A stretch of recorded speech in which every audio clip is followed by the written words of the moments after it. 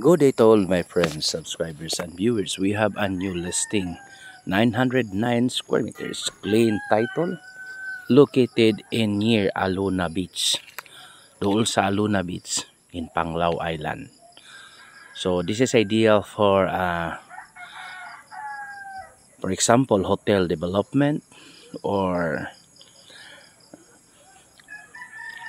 a residential house development or boarding house development, which is very good for tourist backpackers. Pwede siya sa mga backpackers, gitawag og backpackers.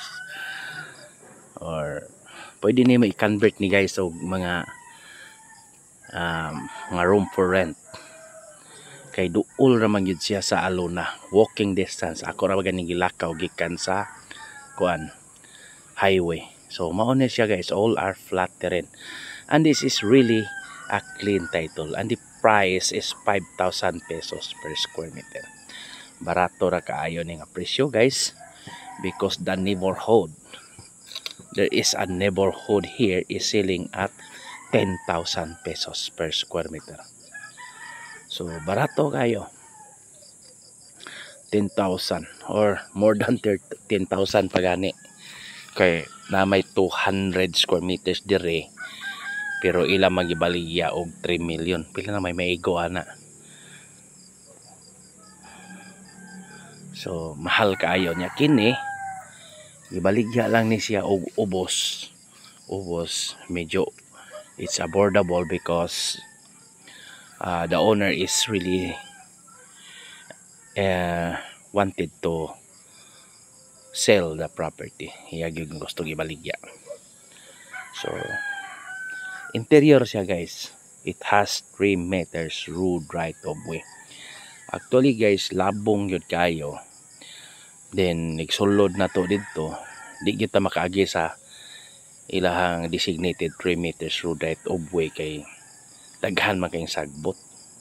Di gyud makaya ba mana nga dito miagi sa lain nga gianan nga makalagbas dire. Pero kung if you bought this property, kung mapalit na nimo, you can have your own access road. Duol ra gyud siya guys, malakaw ra gyud. Nya kung ato ning bisitahon, makasulod man ta, pero maglakaw ta dili kayo although motorcycle is good, pero kung madto gyud ta by our car, medyo piki gyud, mahabilin gyud gamay. Lakaw lang ta gamay, pero kung maplastar na to ning agianan, okay ra gyud kaayo. Mana siya guys, it's May.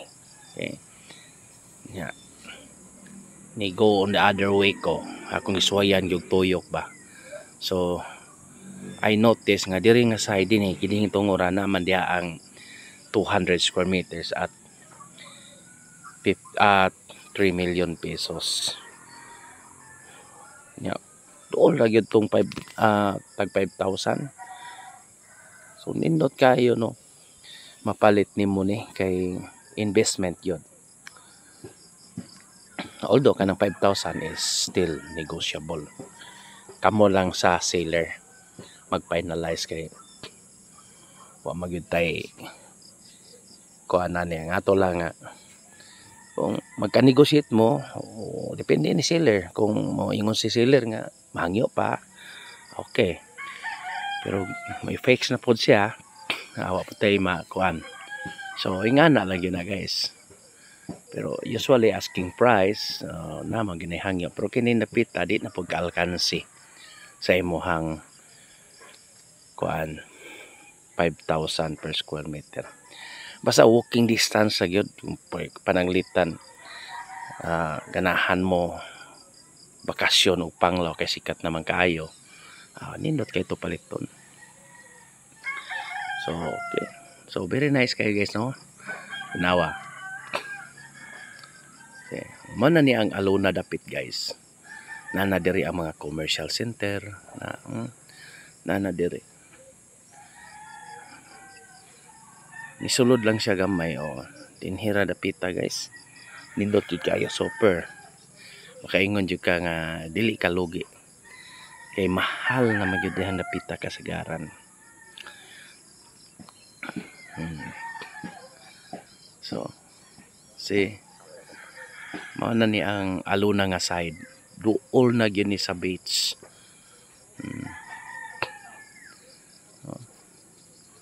Naara na dire.